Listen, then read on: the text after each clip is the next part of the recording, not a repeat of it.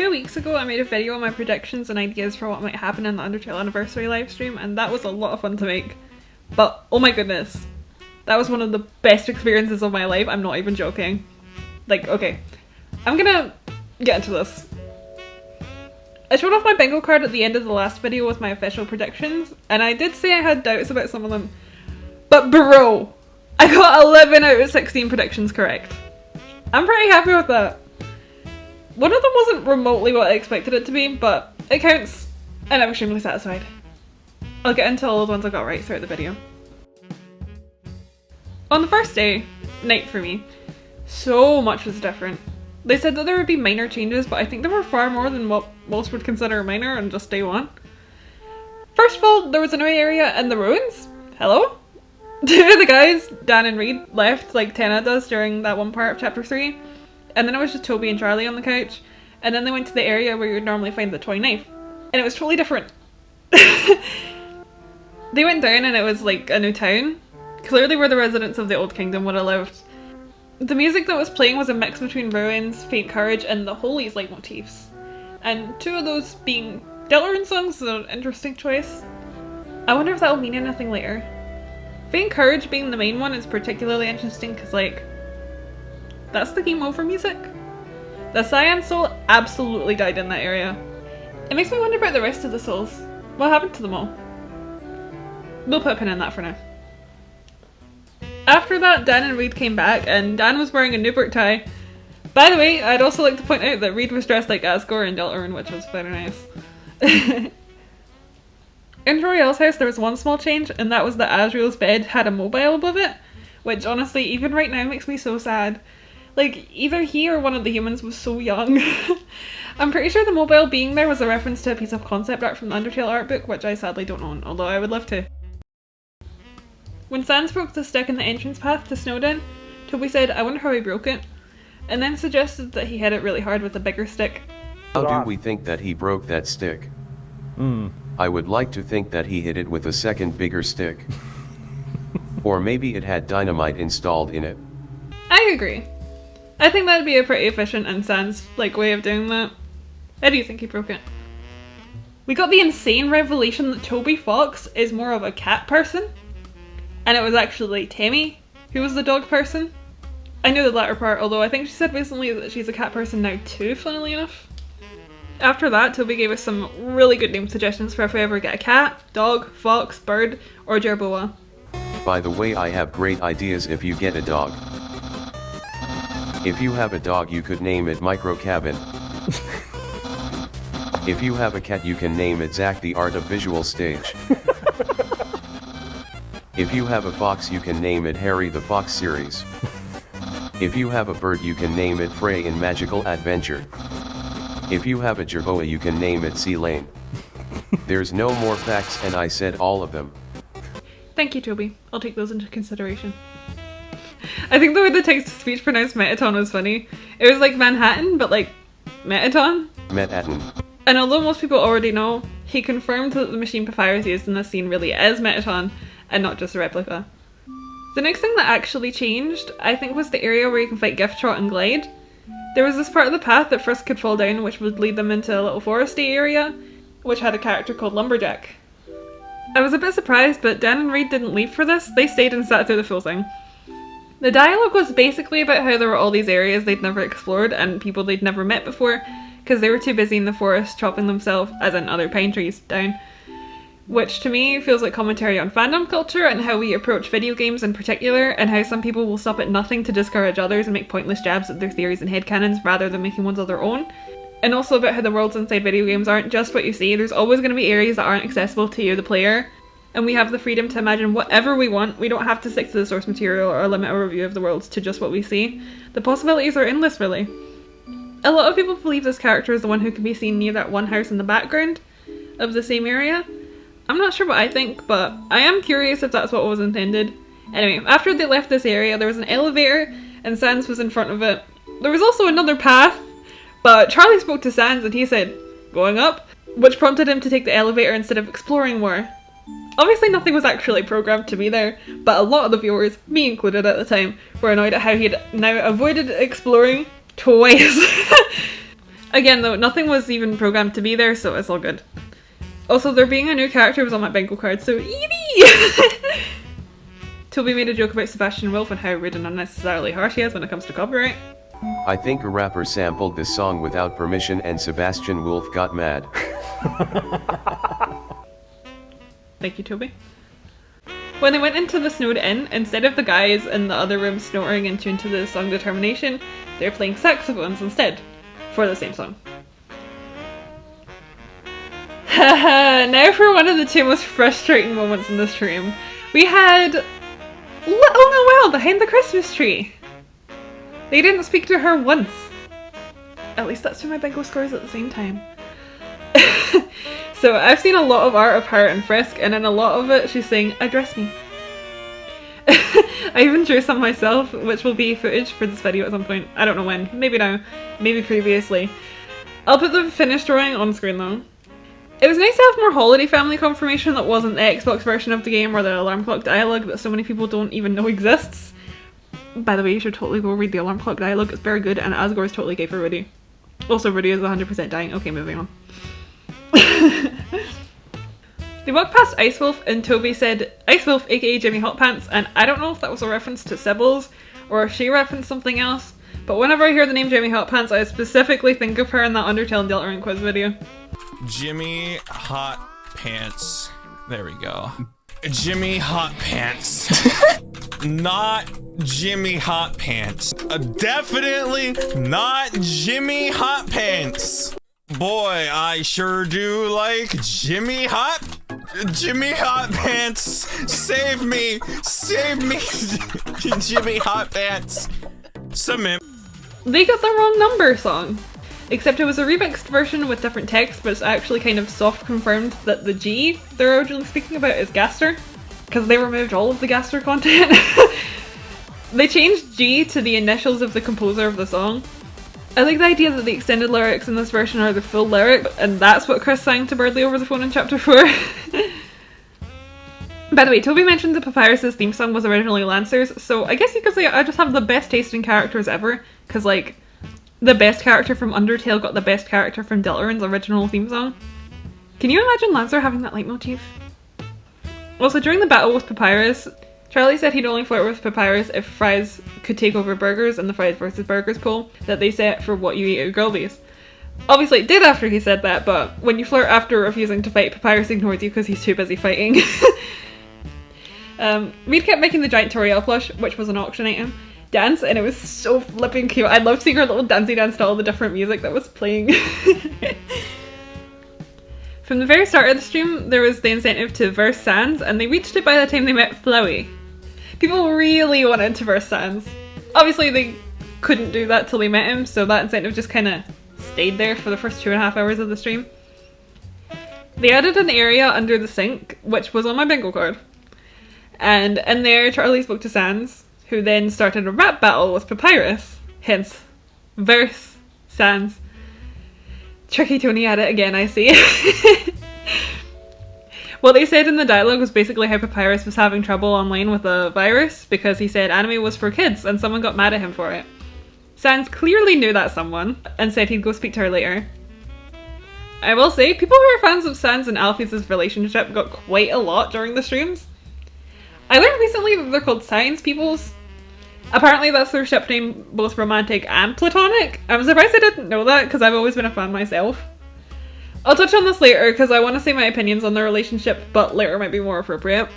Anyway, after versing Sans and dancing he thought it meant something else, a new incentive for Battle Sans was added. I don't think anything was really changed in the hangout with Papyrus. Oh yeah, because they flirted to like they did a hangout instead of a date. Heck yeah, that's what I do too. Except for the fact that his outfit was changed. Instead of cool dude, his shirt said cook dude. And basically everything was changed to look like a chef outfit. It was a random change, but it was pretty funny. Toby said that when Papyrus rejects Frisk, originally he was too harsh and the playtesters got upset, so he changed it, but I can't imagine anyone was like, seriously upset? Because it can't have been that harsh, right? I mean, it's Papyrus.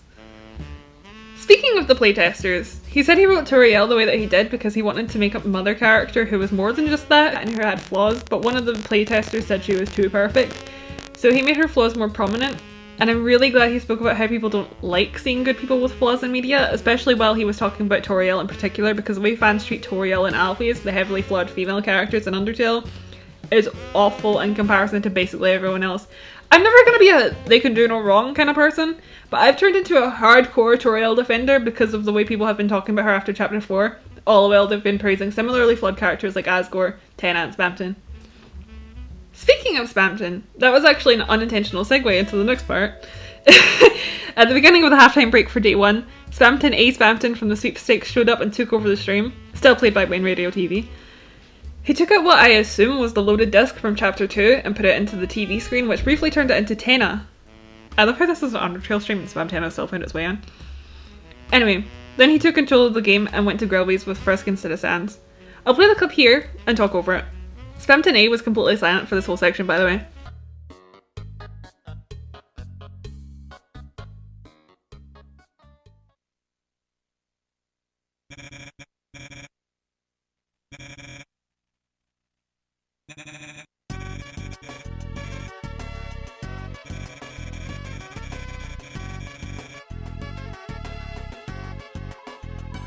All of the characters in the pub addressed Spamton as if he was Sans. Literally nothing about any of them changed.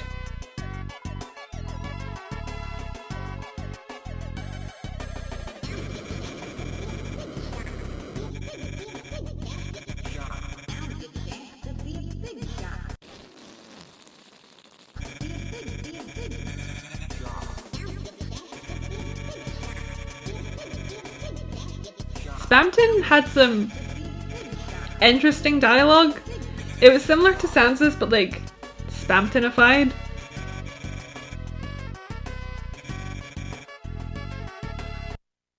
He ate this one really big chip rather than a plate of fries, and thankfully the burger option isn't lost since the sprites made specifically for their stream were released to the public.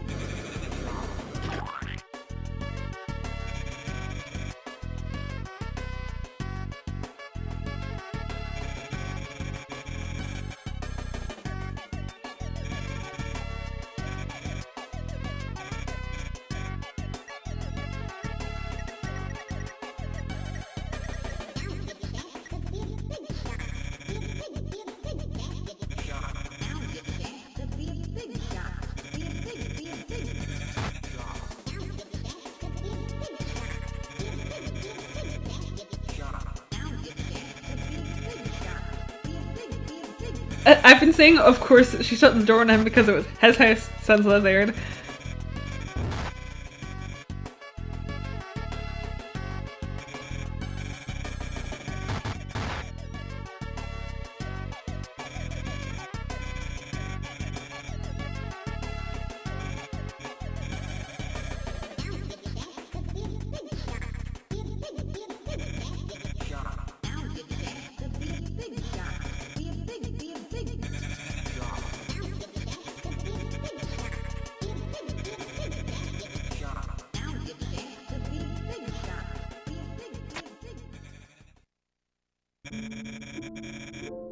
I've also been saying that.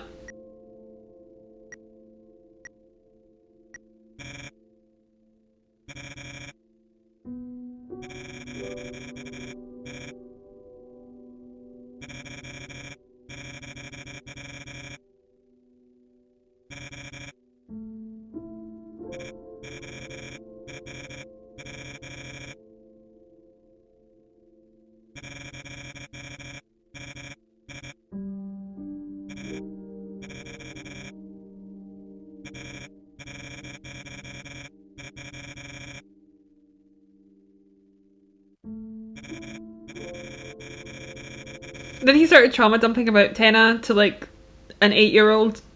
Like, okay. Toby's been holding in this doomed middle-aged man yaoi for too long. He had to let it all out.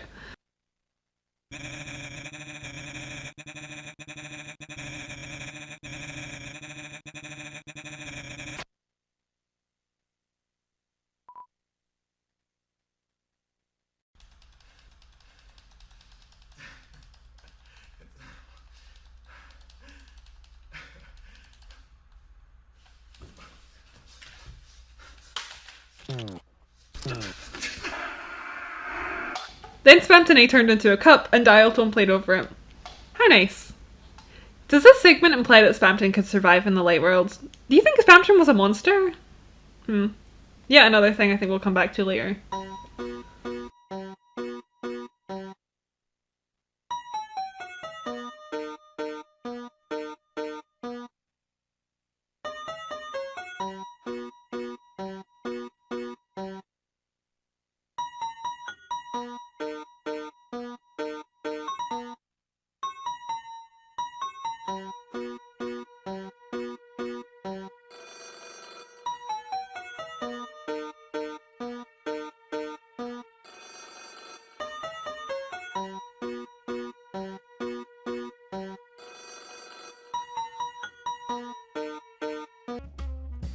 The guys came back after the break and hit the Spamton cup with the door, and then Reed picked up some Spamton coloured goo from the TV for some reason.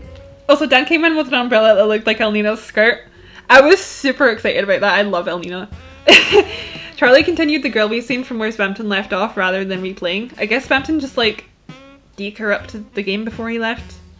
When Undyne showed up in the stream, a bunch of people started mentioning Paraco in the chat, which was super cute. I see her under so many Undyne posts on Instagram. Also, you should check her out on YouTube. She's a cool artist. Anyway, she must have felt so honoured because, like, I know I would have if I was at that level with, like, Lancer or something. God, I wish I was at that level of recognition as a Lancer fan. I love it so much. To be fair, I am like that with a ship from Gumball that just happens to be a smaller fandom, so I can't really complain. When they got the Dusty Tutu in game, they also got a tutu for Toby on the couch. And when Dan went to put it on him, Toby said, "Your tutu," like Jackenstein. That was funny. They also did the same with the Faded Ribbon previously, which they had given to Toriel plush. Charlie said he would name the human Nubert instead of Kara, assuming Kara overtook Togor, and I don't think Toby was very happy about it because his only response to that was, "I see." So if Kara does overtake Togor again, I will in fact rename to Nubert instead of Kara. So if there's any Nubert fans who want to like donate about $5,000 real quick. It's what Nubert would do if you were going to name a character after you. Yeah, he would want that. I see. The next part. The best part of the stream and the most annoying. The flippin' Gaster door. They got the door and didn't address it, like we all joked about. It was on my bingo card. But you'll never guess what. It was orange. It wasn't grey. They turned the joke back around on us. Tringy Tony, why?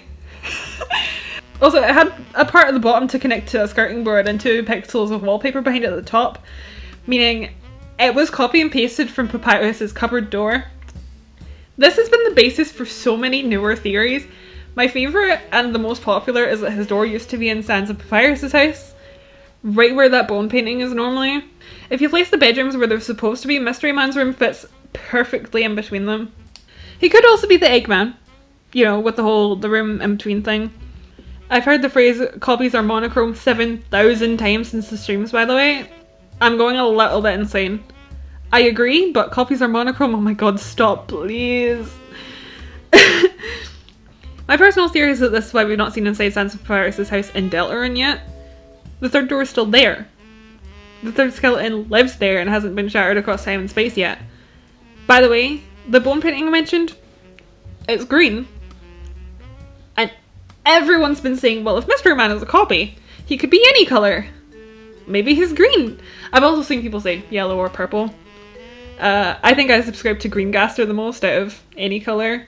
The area where you meet Onion-san was completely different. Frisk hops into a bubble and then goes underwater to the city where Onion-san and the fish people live. Aside from Quiet Water, I can't pick out any leitmotifs we've heard before. Maybe someone who's better with music than me can figure that one out. Also, I swear to God, Onion-san is never happy. He's not happy in his usual area. He's not happy in the lake in Deltarune. He's not happy in the city with everyone else. My goodness. I wonder if Undyne ever lived down there. When Monster Kid gives Frisk a boost in Waterfall, Toby said it was time to stand on somebody's shoulders just like a Tony. Obviously a lot of people thought of the Chucky Tony meme, but assumed it was a reference to something else. However, they said traditional Tony a few seconds later, which I love when he references the fandom. It's genuinely one of my favourite things about being part of it. It's time to stand on somebody's shoulders to get up high just like a Tony. Traditional Tony. Read misgendered, mad dummy. Go cancel him. Don't do that, don't do that. It was a simple mistake, please don't do that. Toby referenced her transition to Mad Mimiya, but never named her directly. Also, they all misgendered Napstablook. Maybe they use two sets of pronouns? I don't know. I'm gonna just keep using them for them though. They all lay down on the floor and felt like garbage. Hopefully the people watching are also asleep. Not for me, Mr. Fox. I need to stay awake to watch your stream. It was 3 AM in my time zone. Anyway, after that, they played the CDs and there were 4 instead of 3. I was confused when I saw the chat because I knew there was always a 4th thing there, but I kind of forgot one of them was a spiderweb and not a CD. The 4th one was just a loop of Mettaton saying, "Oh yes," over and over again. Instead of Spooktune like it normally is, this was the CD that prompted the Aaron and Washua cutscene where Aaron promises to never creep again. I love that cutscene. I trigger it every time I play because it means you can spare Aaron faster. Right before they went to Garson's shop, Toby said, "Now it's time to be old," and then said the reception of that joke was very validating to his child self because that was an inside joke of his from middle school. And just the concept that we've all been laughing at a joke made by a middle schooler this whole time is hilarious to me. I have plenty more to say about Garson, but you know what I'm gonna say. We'll get back to that later. I already knew this, but Temmie wasn't designed by Temmie Chang. She was designed by her friend Betty Kwong. It's what she thought she would look like if she was a creature crossing the street, which is a really strange concept, but I love it. Also, the mushroom guy in Temmie Village was a Kickstarter backer character, which I didn't know. That's cool. British Undyne confirmed. I tried giving her some sort of serious British night accent or something. Like Frog from Chrono Trigger. By the way, the Monster Kid plush squeaks, and my dog wanted it. She was sniffing the TV for it. I felt so bad. During the date with Undyne, Papyrus didn't jump out the window because Undyne told him off. So he opened the wall like a door.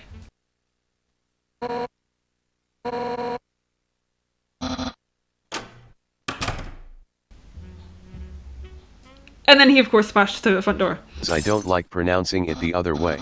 Also, Toby addressed the similarities between Undyne and Susie, but also explained how they were different characters, and I really appreciate that. I'll play the clip here because he said it better than I can summarize. I think at first people might think that Undyne and Susie are pretty similar characters, and definitely they are in a kind of a loose sense. Intimidating strong girls who care deeply about their friends and also maybe something about that one shy girl. But the difference is that Undyne in her current form that we meet of her is part of the establishment. She is the law, she has friends, she has cartoonish physical power, and she can be extremely stubborn when she thinks she's right. Basically her humor comes from how extreme she is. Meanwhile Susie just wants to grill and chill. End of analysis. Also, I'm glad he confirmed Suzelle. Like, we all should know what's going to happen if we have even an ounce of media literacy. But it's nice he actually said that Undyne and Susie both have something going on with the shy yellow girl in their respective games. Because I've seen a lot of Suzelle deniers saying that, like, Susie isn't going to end up with Noelle, it's too toxic, or it's too obvious, Susie's going to end up with Chris. And as a cruisy shipper, that's not going to happen, bestie. Unless it's polyamorous, it's not going to happen. Suzelle is going to happen. He also spoke about Papyrus's cooking skills and how he's not necessarily inherently bad at cooking. Undyne is just a bad teacher. He said he could imagine Toriel teaching him how to cook, and considering all the discussions lately about Papyrus's lack of a purpose in Deltarune, I think this would be a really good opportunity to give him one. We all somehow forgot that he likes to cook. Yeah, Undyne is the one who teaches him, but maybe with Sans' relationship with Toriel, she'll perhaps begin to teach him instead. Maybe someone else? I love the idea of Papyrus visiting in Dark World and relating to Ralsei because of their shared assumed lack of a purpose, and he teaches them how to.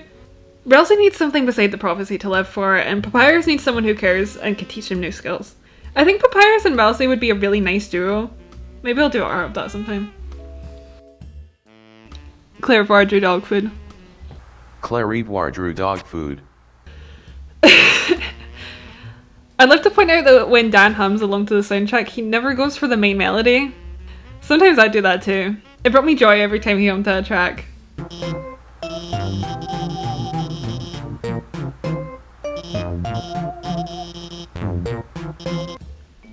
Clairvoyant drew dog food. Clairvoyant drew dog food. As I said earlier, when Toby Fox spoke about Toriel being written as a flawed character and people not liking that, he did the same for Alphys, and I really truly admire that aspect of his writing, and I'm once again very glad it's something he spoke about. He said he knew her constant messaging was annoying, but he's glad he wrote someone like her, and he mentioned the major strengths she has too, and he described the Queen Alphys ending when doing so, and that she in a way has a lot of similarities to Sans, plus very strong opinions about media. That hurts me for real. Clairvoyant drew dog food. Clairvoyant drew dog food. Toby mentioned that the hole in the wall Mettaton came out of as a hint to the fact that everything in Hotland is staged, which I think the majority of fans picked up on, at least in hindsight if they interacted with the hole, but I like when Toby brings stuff up like that. It's nice to know that his writing is understood the way he wanted it to be. I think as a writer that's like a proud thing to say, even if it's a small and relatively obvious piece of foreshadowing like that one. Clairvoyant drew dog food. Dog food. Who is that? Toby showed off some concept art that included Radiation Fox. Wonder where that idea came from. An Addams Family reference, and a little blue bird guy who kinda looked like Birdly. He said the fox was supposed to ride a skateboard off of a cliff into lava and die, like that was the whole bit, but he got scrapped and replaced with Annoying Dog. Imagine how different these streams and honestly the whole game would be if Toby was Radiation Fox instead of Annoying Dog. The vibe would be so different. Also, Radiation Fox's appearance is a reference to that one picture of Toby we've all seen like a million times. One thing I enjoyed about these streams, by the way, is how often Toby called things famous. It's so funny. Also, Clairvoyant drew dog food. Clairvoyant drew dog food. Toby compared Vulcan to an Adventure Time character, and that made me excited because I flippin' love Adventure Time. And he said his friend from college was good at doing a lumpy space princess voice. That made me excited. I love Adventure Time. That's all I had to say on that. In the background of Hotland, for some reason, there were all these buildings and structures that were completely brand new. I assume it was to show where all of the characters lived, but they were all just there, unaddressed, not able to be interacted with. The chat kind of went crazy seeing them, but yeah, I think it was for world building reasons. It was quite nice, and some of them had people in them. I distinctly remember one of them having a fire character inside.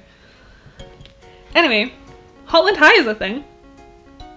They mentioned a high school AU earlier in the stream, so I thought that was funny. A couple things to mention here. Icy technically made his second appearance in Undertale, but he was fiery instead. One of the students said they didn't know where he came from, but no one likes him. And I'm thinking, like we've thought for a while, Icy is a concept brought over from Deltarune, maybe? A younger version of Milklooker, who was also mentioned previously in the stream, appeared in the school as well, which is interesting because I always figured they were like middle-aged. But they've been aged down along with characters like Noelle and Monster Kid, albeit not as young. Anyway, there's a classroom scene, obviously, since high school AU. And interestingly, the teacher in this class looks like she could be Birdly's mum. She has this exact colour palette, same hex codes and everything.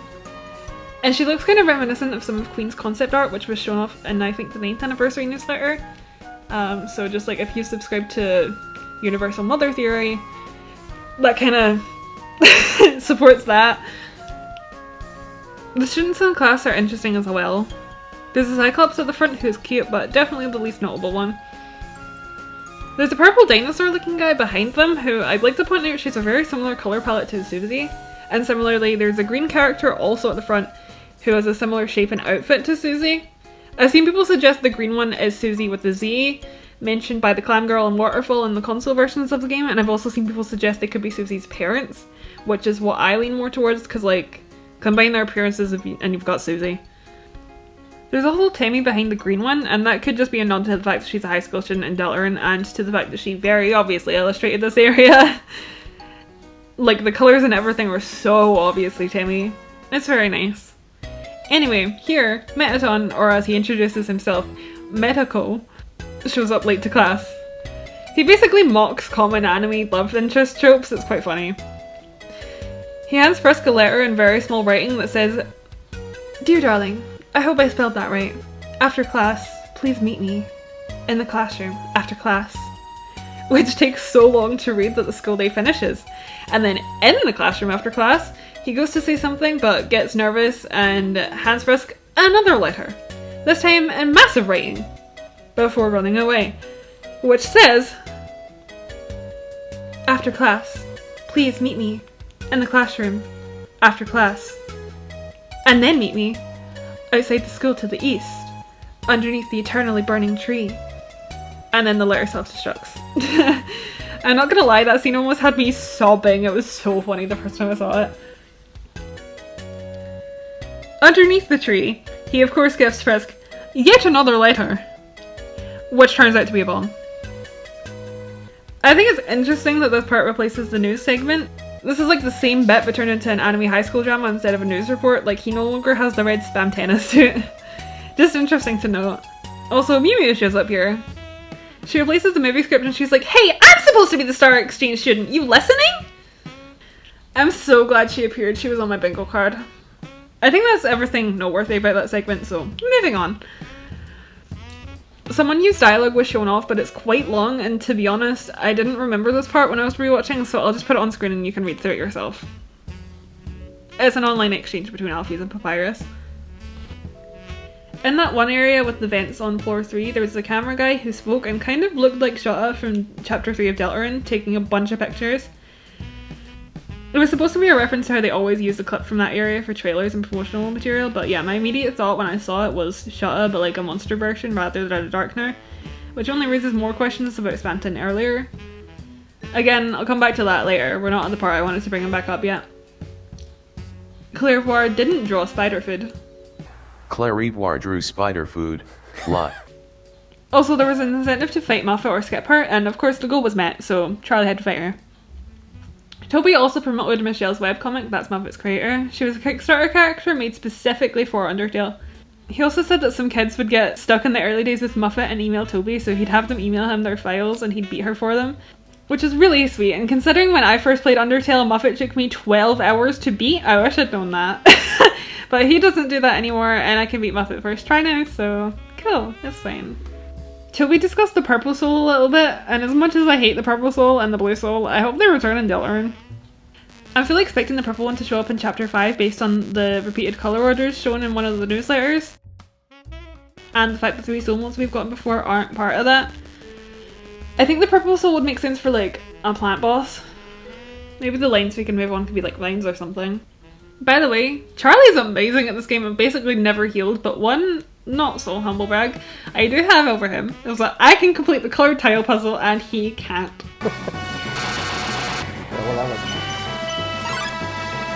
We're cooked. I think I see it.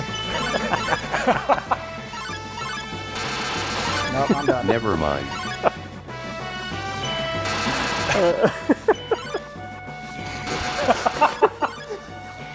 No! We saw the dog at least. True. I kinda suck at Undertale, but I'm really good at the coloured tile puzzle. It's fun, I like that puzzle. They met the incentive to battle Sans, but literally all that meant was to see him in battle. Like, he started a battle and was like, well, this is it. We're in a battle. And then left, so Charlie had to flee to continue playing. The first stream went on for a really long time. Like, they went half an hour over the designated slot, which was awesome for me, because it meant I was up till 5 AM pretty much. RIP. I messed up my sleep schedule so much that weekend. Somehow what fixed it was my bedroom ceiling leaking starting 3 days before writing the script. At the end of the stream, a big cardboard Toriel based on that one 3D render of her came to the door and maybe killed everyone? I don't flippin' know, it was really weird. It weirdly had Don't Hug Me, I'm Scared vibes. Anyway, that part ended with Tenna's technical difficulties, followed by a video of the guy who made the big Toriel pinata. Also feel like now would be a good time to mention that before, after, and during the breaks in these two streams, they showed off the Echoflower submissions they had us do a couple months prior. That was obviously on my bingo card, and they said they got through about a quarter of them. Sadly, mine wasn't included, but I saw a decent amount of people on Twitter excitedly post that theirs was in there, including big names like Shay. Finally, that's day 1 complete. Before my voice completely dies, I'm gonna take a break and record the rest later. I'm back, and now it's time for day 2. I'm actually recording this on a different day because I hadn't finished the script yet. Also, before I continue, I want to say I feel like there were a lot less changes about day 2, so the majority of what I'm about to say is about things Toby himself said. At the beginning of the stream, everyone was fine again despite whatever Toriel did to them, although Dan spat out whatever the sweets from inside the piñata were, and Reed was coughing a bunch. Strange. At the start of the stream, Kara won the poll, but Charlie named the human to Newbert. Again, you could tell Toby really wanted Kara. Claire Vardrew MTT food. And Chess drew dog food too. What's the name of the dog? Claire Evoir drew MTT food. I didn't say. Chess drew dog food too. Yes. Toby said that in the elevator in MTT Resort, the one that's blocked off, there was originally going to be a scene in there that was kind of dreamlike, and it'd be full of bed lumps and people talking about their dreams. It was supposed to show how many more people were waiting to be freed from the underground, and the ones down there would be in a cryostasis-like state until the barrier was destroyed. I think that would have been a really good idea, but Toby said he didn't like it, so he scrapped it. There was also supposed to be an arcade in the resort, and Monster Kid was going to be there, and Sans was going to be playing a specific game, but he said it was too difficult to program even though he did start making it. Eventually it was reconceptualized into the casino and the Xbox version of the game. They reached the incentive to sleep in MTT Resort, and I'll just show you the clip. Yes, agreed. Gotta go back to Volume and Destiny for that one. We are fulfilling our obligation.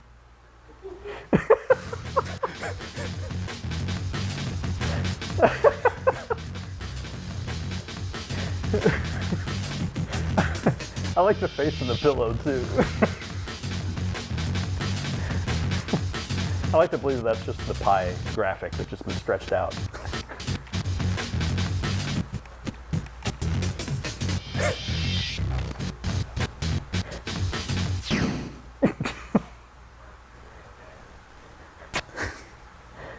You're welcome. It's way faster than normal, and Friska's actually going so fast that when they exit the bed, they whack the wall and slide right down. I'd love for that to be in the real game. Toby said that scene represented what he felt like when he tried to sleep previously in the week with COVID. He said that when he was making Burger Pants, he gave him the placeholder dialogue of I'm a goofy goober, yeah, which I was aware of thanks to hate.exe, but there was a bug where it'd show up in games sometimes, so while he was fixing that, he also added fan service dialogue about him and Nice Cream Guy, which is a pair I've loved and shipped for about 8 years now. Little 12-year-old me would be screaming at Toby saying that. And he also added fan service dialogue about Metaton. By the way, he said, I'm not supposed to pick sides, but of his ships in this game I think him and MTT is probably the best one. never let this man ship again.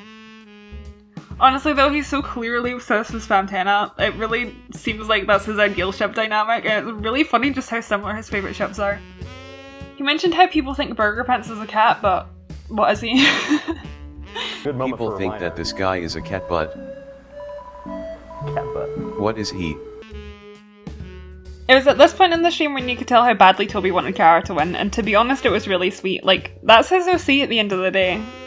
And he loves his OCs. Besties, call me weird, but I've cried about that so many times in the last 2 weeks. He said he was originally going to add the ability to marry Metaton since he could date Papyrus. That would have been really funny, I think. Apparently it would have been Metaton using that for publicity and not actually a real marriage, but Toby stopped liking the idea and didn't feel like it fit anywhere in the plot, so he decided against it, and while I did say I think it would have been funny, I agree that it's best to have that removed. People already make uncomfortable comments about Papyrus and Alfie's willingly going on a date with Frisk, although thankfully not liking them romantically. I think it would have been even worse if a character willingly married them, you know? Radiation Fox kept popping up on screen as a running joke throughout the core. That was quite funny. I haven't mentioned any of the scrapped items before, but now I really want to.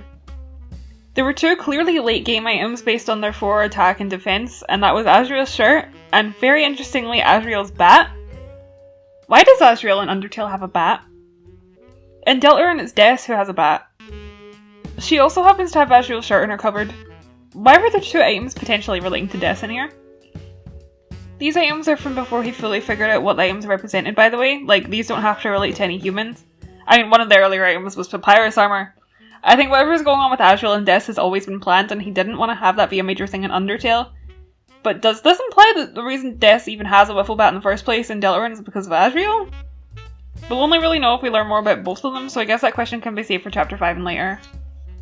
A small thing mainly about the chat, but from when he eventually did come up with a theme for the armor and weapons, he showed off his notes, and when Cowboy Hat was listed, despite that already being an item in the game, the entire chat was spamming either Clover or Friend Inside Me. I love this fandom. After that, Toby showed off a Papyrus and Metaton interaction, and I was a huge fan of the ship between them as a kid. It was my favourite ship at the time, and I still like it now, particularly post-Pacifist when they're canonically friends and don't have the fan/celebrity dynamic anymore. I'm just not obsessive with it nowadays. Anyway, this interaction is hilarious, and I'm so glad he showed it off. It went like this.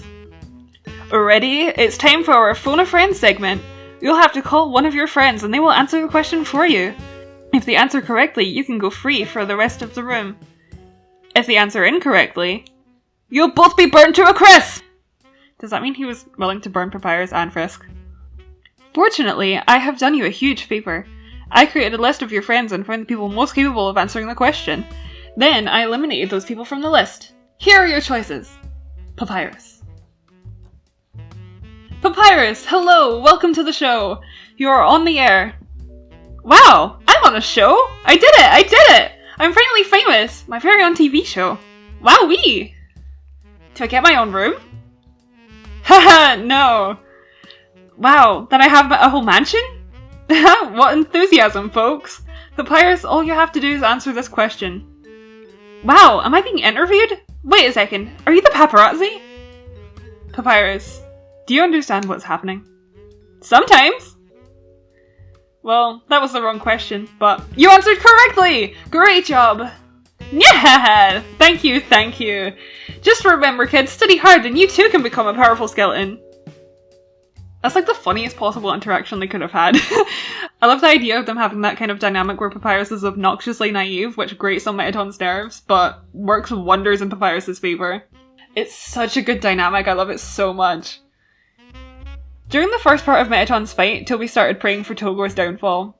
But until Also, then, Tober is barely winning. yeah, Togor. Tober is in trouble. Oh boy, yeah. It's only $300 away. And we are only 3,000 One away. powerful from move could strike him down. We wouldn't want to make him more powerful than we can imagine, though. He's kneeling on one leg. Finish him. This was the essay. It's beautiful. Kids should study that in class. Clairvoyant Drew break. Clairvoyant Drew break. Toby brought up how all the unique bosses in general have one cool eye. We all knew that, but it's interesting he brought it up. I think that was the only reference to that route in the entire weekend, aside from obviously the Sans thing. Togor lost the pole around the end of Metaton's fight, and they sung a sad song for him. Sad music for Toguri losing.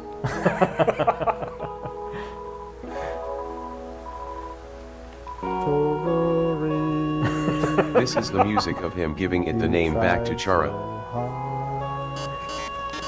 Keep it going, Charlie. Now you've been. I wonder who that was on the phone. As soon as we get to the next save point, you will see. Actually, I couldn't think of anything that random point. I'm sorry. I think we're gonna have to stop it. Then he took over again until we started begging for Kara. Her please. Her please. Sad music for me. Sad sad music for mommy. When they got to the next save, Charlie gave Kara a visual shout out since they overtook the poll for a little bit, but Togor was in the lead by the time they got there, so he never actually changed the name. Toby spoke about the inspiration behind the song Undertale and sang a little bit. I'll play the clips because I feel like this part is better said by him than me. The song here was inspired by opening of the song Redline Day from the movie Redline. The early version of the song had an extremely similar synthwave pad, but this was removed because it was too similar. Now it's pretty much as the guitar that similar. The lyrics kind of feel unintentionally related to what I create though, I never read them until now. You are the flower, I'm the rain. Without you life is not the same. They banned typing driving in my car in the chat and you've been muted for 10 whole minutes. I never tried it myself though. Twitch was way too laggy for that. Holy moly, the stream setup for the Omega Flurry fight was so cool.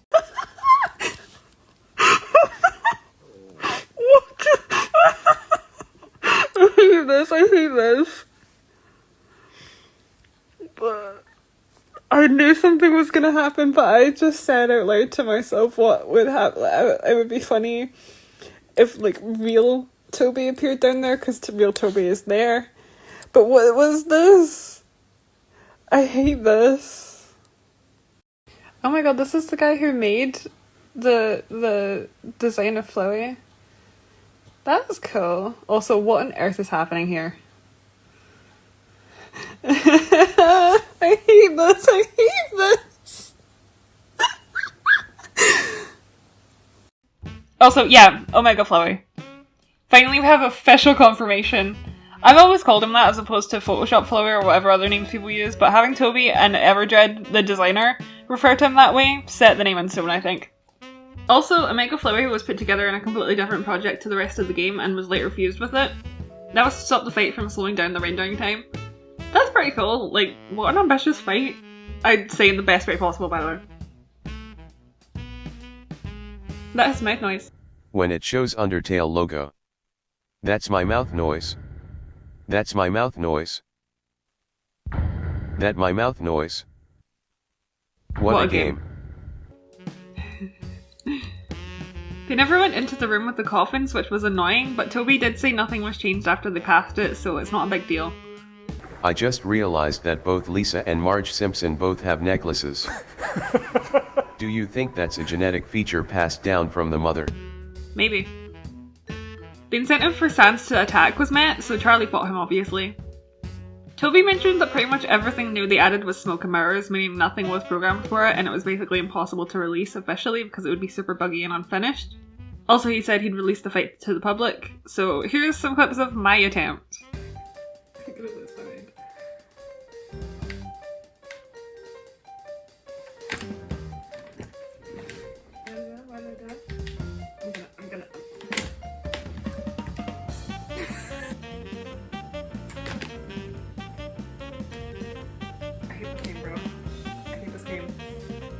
This game is the worst.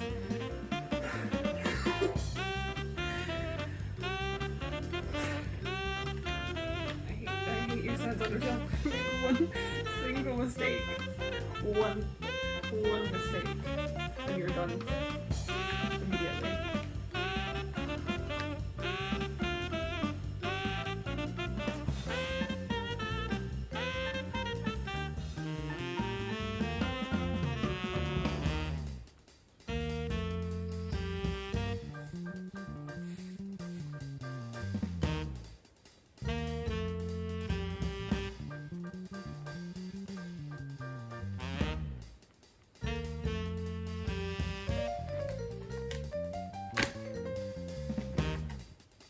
I know exactly what happens when I do this. I know exactly what's gonna happen, but you deserve it. What do you think you're gonna do with it? Don't know, right? I get it, I'll be fair. I'll go straight stay still for a second. I hate you, Sans Undertale. Don't you sit there and look pretty. Don't you do the jitterbug on my face.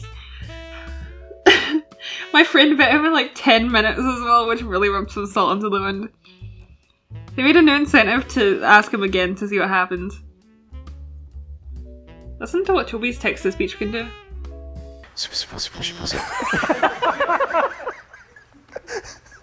Why does the text-to-speech have that? What's that for? Or fast. In case you got a wave dash. During the date with Alfie's, Toby said it was the tutorial for girls liking girls. Thank you, Mr. Fox. He also spoke about how she was flawed again, and how she uses her flaws to justify her self-hatred. He said that her only real friend was Metaton, but she kinda messed that up by turning him into a killer robot. On a separate note, he mentioned that Sans was holding a plate of corn in that scene. Why? I don't know why that reference to the Encanto fandom was put in there, but hey, I'm not complaining. It was very funny. Sans was off screen now so you can see him. He didn't want anyone to be jealous of his corn. It was a really good corn. Apparently if Undertale Sans had corn it would be evil. I like that he brought up AUs. He said he met the creator of Undertale once and then he encouraged us as a fandom to continue making them. He said, and I quote, "Go create 500 skeletons." Yes, let's definitely add to that pile. Does that mean I need to charge Jimmy Underfriend more? Maybe. Oh, by the way, he brought up Sans and Alfie's relationship again, so I'm coming back to this part, finally. He said that he felt like they'd be closer if no one else was around, like maybe back when they were both scientists working together, or on the Queen Alfie's ending. And then he literally made the text-to-speech say, trails off and doesn't finish a sentence, after saying, doesn't Sans have a soft spot for... A soft spot for what, Toby? For Alfie's? I personally like the idea that they're exes who ended things on good terms and stayed friends and still cared about each other. And then they grew distant over time, but still kept that care, and if anything ever happened where they needed to be together again, like in the Queen Alfie's ending, they'd be there for each other no matter what. I'm not really one for angst, but I love the relationship between these two characters, and it pretty much always does come back to angst. I like the idea that Sans was there for the True Lab incident. I mean, he does hint to Papyrus during a phone call that there really is a dog in there, when Papyrus mistakenly thinks lab is short for Labrador-y. I've seen so much art of them lately and I want to draw more myself. I think the fact that their relationship works so well both romantically and platonically is why I enjoy it so much, and why I like the idea of them being exes who went through the same tragedy in the lab in particular, because then you've got both, and such a deep level of understanding that no one else has, and that level of connection is brought over to their friendship. Also, I have to say, one of the funniest things to come out of this stream is the idea that Sans is, like, definitely straight. I like that Toby spoke about Alfie's and Undyne's relationship. I swear he almost speaks like he's had experience being a lesbian. Anyway, he said that he genuinely thinks girls like Alfie's can be attractive and interesting to girls like Undyne, and that being passionate and interesting and smart can be really cute, and that Alfie's is a really caring person in her own way. And after discussing her flaws earlier, I love that he brought up some of her good traits too, and what makes her so attractive to Undyne. Sans showed up.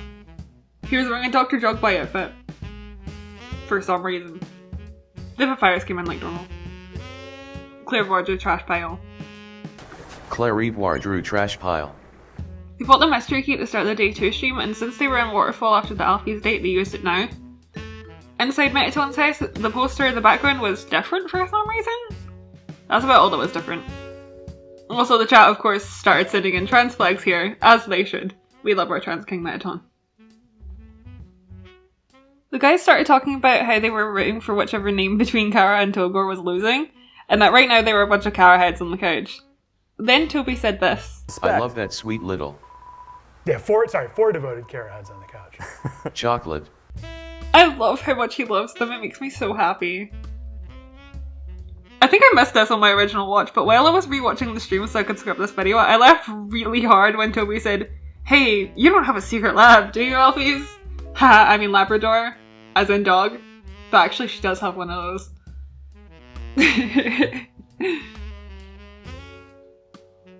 By the way, Kara overtook the name poll in the lab, meaning the tapes in the lab played with the correct name. I'm very glad that happened. Apparently Here We Are was actually made before Alfie's theme, and it was also the first draft of the song. Here We Are never got redone or touched up, that's literally just the original song.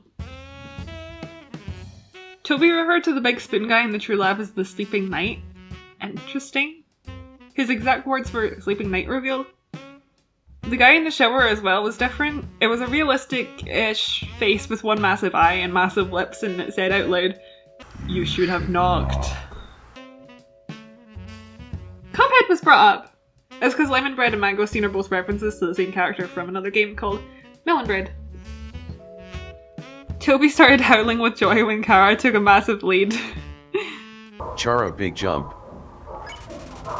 Yeah, Kara's about to pass $100,000 for Kara. As we come up on 260.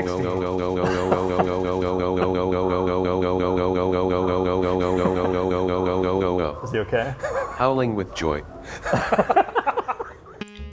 There were a lot of times where you could tell Toby liked how the text-to-speech said a thing, and he kept repeating it. Speaking of which, he asked for dinner, and then kept saying dinner over and over. Can we have dinner? Dinner. Control room, you got dinner for Toby in there? Dinner. Dinner. This dog's getting hungry. Dinner. Positive din not. Which has been a new vocal stem for me over the last 2 weeks. There were mice on the wall of one of the corridors, and that was reused from the art book. Toby slept through Flowey capturing everyone, and the stuff he was saying in the text-to-speech was absolutely delightful. I don't see what's happening on screen. Probably good things. Wake Toby up. Sweet, sweet dreams. $70,000. Dreamember. Dreaming. Pushing right up against it here. He's gonna be in the wrong sleep phase. Too groggy to. Never waking up. All gone. Aborter. Savior of the not waking world. The donations reached 270k, which was the incentive to wake Toby back up, and when they reached that number, he remembered he had a job. Toby, I wake remembered up! I have a job. Hi, Toby. The final incentive was to beat the amount of donations they got from the Spamton sweepstakes, and they mentioned that Spamton A Spamton might appear for the first time since then. Yeah, definitely the first time since then. Apparently Hopes and Dreams has 13 different versions, which according to Toby is a really large amount of drafts for him. I can imagine though, because this song has so much in it. By the way, you know the song Penumbra Phantasm that everyone kept saying would be in Deltarune? Yeah, Toby brought up the fact that he referenced the same person's music before in Hopes and Dreams, but because the creator of that song sadly passed away, he didn't want to reference it anymore out of respect since there's no way for him to get permission. Also, apparently Asriel's design was created because Toby drew an evil version of Toriel back in the demo and said he just had to use it at some point. Asriel's evil laugh is Toby's voice, which doesn't surprise me, but that said, so many of the noises that came from Toby's voice must be so heavily edited, because I can't fathom how some of those were even done by a person. When Save the World started playing, all of the icons from the Echo Flower submissions were shown on screen, and Toby said, "That's you guys." And later, "I'm proud of you guys. Let's finish this and go home." And when I tell you, I burst into tears. It was like 3 a.m. and I was lying in bed sobbing. Even writing this, I want to cry again. This part of the script is in all caps, by the way. It was pointed out that Sans doesn't speak in Comic Sans during this part of the game, and I thought Toby was going to say something deep about it, but instead he says this. During this one part, Sans doesn't talk in Comic Sans. I only realized this now, but the reason is because the corn was in the way. That sounds about right, to be honest. He also kind of confirmed that Alphys and Metaton do in fact share an attack pattern, and whoever truly owns that attack style is up to us to decide. After everyone was saved, Toby said, "Now there's one person left to save. Kara." Both implying that Kara is being saved here, and that they are the one who saves Asriel in the end.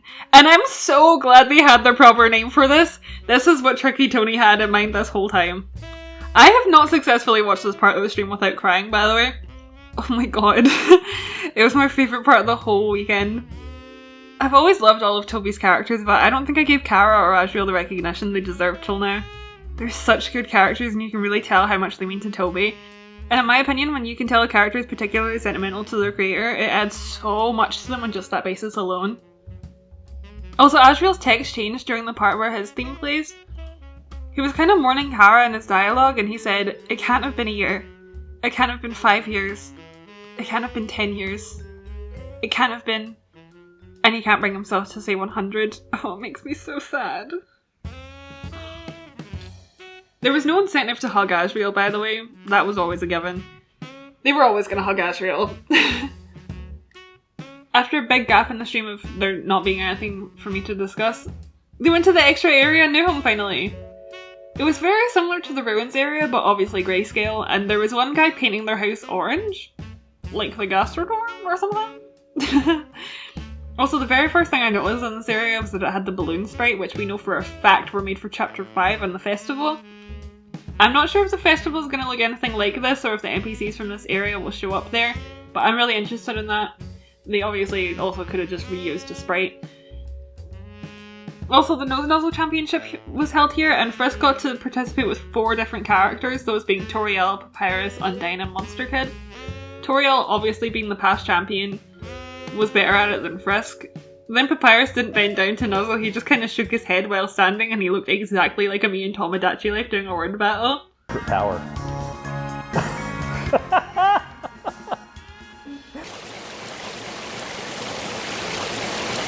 Undyne was so bad at nose nuzzling that she knocked Frisk off the podium, and then got mad that she sucked, so she yelled out, "Hey Alpheus, come help me practice!" And then Monster Kid and Frisk won the Nose Nuzzle Championship together. How cute! Toby showed off exclusive behind the scenes content of Napstablook's house. He's there, and it's like, hey, thank you. Camille made dog food. Camille made dog food. The incentive for Sans to go all out was met, so Charlie asked Sans to fight again, but he said he ruled out ever fighting for a very long time ago. I wonder if that implies anything about Deltarune. What caused him not to fight? Are we gonna see that happen? Anyway, he offered a hug instead, so Frisk walked over to hug him, and he had a full body whoopee cushion, because of course he did. And it was very loud.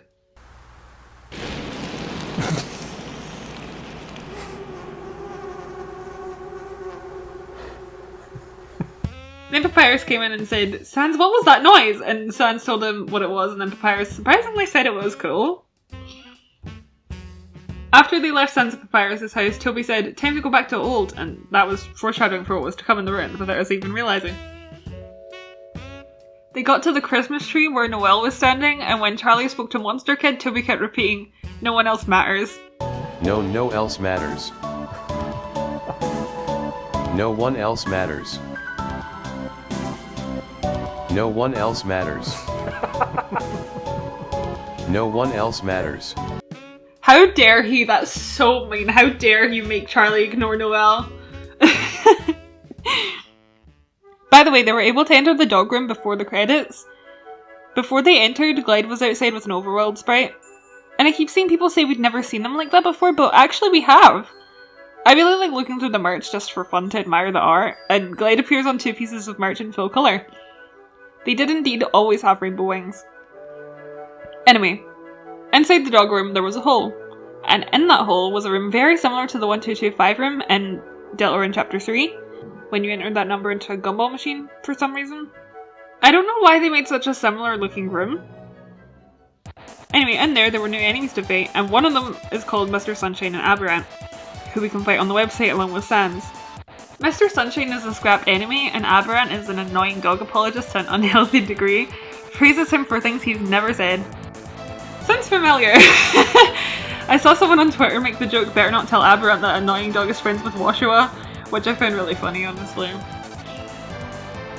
But like, yeah, I actually really appreciate Toby calling out the people who treat him like he can do no wrong ever and who ignore also his flaws and baby him, because it's really weird and parasocial to do that. Can we not just like view him like a normal person who can do both good and bad, just like the rest of us? Like, let's not put people on a pedestal. Anyway, Charlie got hit a few times in this fight, and Toby was like, "Charlie, heal." And he was like, "Nah, I don't want to waste it." And Toby said, "Waste it for what? What else is there?" And then Charlie, of course, died. For the first time in the whole game. And this was one of the funniest parts of the stream to me, because Toby was clearly annoyed and typed "dude" multiple times between Charlie not healing and the game over screen. There was also another enemy, but Charlie fled from them. Clearly they were there as a joke and nothing was actually programmed for them, because we didn't get this battle. They also went down to the Lumberjack again, and at the same time they passed the Spamton sweepstakes record, and Spamton A appeared behind the couch and started dancing while they were talking about how sad it was that he didn't show up. Toby once again clarified that everything new for the stream was shown. Like, they did everything that could be done with it, and if we tried to play it, it would break. They got back to the ruins, and in there was a frogget. It told us about the previous fallen humans. Remember that pin from earlier? We're taking it out now. A lot of theories and headcanons have come from this part of the stream. It didn't say what happened to any of them in particular, but what it did tell us was that some humans stayed with Toriel for a very long time. Some were scared of her, some were like Frisk. I think the Cyan Soul, the one who died in the ruins, absolutely stayed with Toriel for a very long time. That one was for sure very close to her. The frogget didn't know what happened to everyone, but it clearly knew a lot of them in some way. It's so sweet that even the froggets have sentimentality towards the fallen humans. I like the idea that the Purple Soul was a descendant of someone close to Garson and stayed in Waterfall for a bit, which brings me to the next thing I want to talk about. Garson was in the ruins with an overworld sprite. The same room where the knife was. He kind of gave us a lore dump about the war, and how even what we knew of it before was wrong. Some parts were left out, probably on purpose, some parts were misremembered, but obviously he was there. He said he never hated humans and that some of his best war buddies were humans, which makes me wonder how and why. If the war was between humans and monsters, was it more of a war for rights, and some humans were fighting as allies and some monsters were fighting with internalized self-hatred? Kind of like the current political climate. Garson said he didn't resist when the monsters got sealed away, which is interesting. Apparently the humans even lost all their magic creating the barrier, which has interesting implications for Deltarune. Why don't the monsters have magic? Or at least, why did they not use it? What did they do to the humans? Or did they do anything at all? Anyway, Garson said they weren't always enemies, humans and monsters, and the sides weren't all that clear. There wasn't really a good guy or a bad guy in terms of species. He said that because all of the monsters got sealed away, some friends, families, business partners, and even married couples were separated. Business partners and married couples being said side by side was an interesting choice, by the way. Garson said that he even knew one of the people who did the sealing, who most people now suspect to be the long-haired human from the intro. From the way he talks about them, it seems like they were in a relationship. Maybe they were married and they were an example of who got separated. It makes me so sad.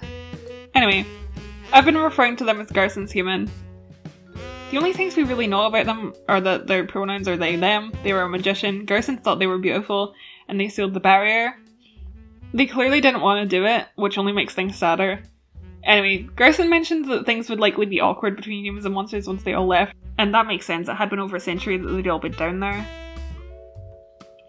They went all the way back to the start to see Asriel. I don't think his dialogue changed, however, when they left the room he was in, Toby took a light jab at him and said, Maybe Chara wasn't the greatest person, but I will shoot out a giant rainbow-colored laser to get them to stay by my side for a moment longer. Okay, ok. He cares about them so much. Asriel, I mean. The crew came out when Charlie was walking back to the end of the game, and they spoke about the production of the stream and the set. Spamton had his own chair, and someone was touching up his makeup, and he had his own custom Spamton plush, which Wayne actually showed off on Twitch stream comparing it to the original. Some cut dialogue was shown on the walk back, but interestingly the dialogue about the bug catching in that one room that's still in the files was shown off too. I think to note is that the friend with the creepy smile was referred to as he instead of they, so it could be Gaster or even friend rather than Kara, like a lot of people thought. I feel like the world building over that weekend was really, really good. Like, it made me appreciate the game as a whole so much more than I ever thought I could. The names from the Echo Flowers showed up again during the credits, and by the way, no, Charlie didn't beat the credits note hit, but it doesn't matter since we saw the dog room anyway. After the credits, the characters appeared above the title of the game and did cute little poses before falling asleep. It was the cutest thing ever and made me cry again. Also, the music was memory, but like, more? There was an extra instrument that just made the song hit so much harder. Then we got credits for the stream itself. Like for all the changes and new content, as well as for the guys on the couch, the camera crew, the set designers, everyone. At the very end, Asriel's voice came in and said, "The world is as big as you want it to be. Where will you go next?" Wow, okay, that's officially the longest script I've ever written. I hope this was a good recap and you liked what I had to say. I noticed that there was a distinct lack of videos about the live streams compared to how many videos I see about other things like newsletters, so I decided I'd make quite a long one myself. I wanted to get this video out, but the script took so long to write.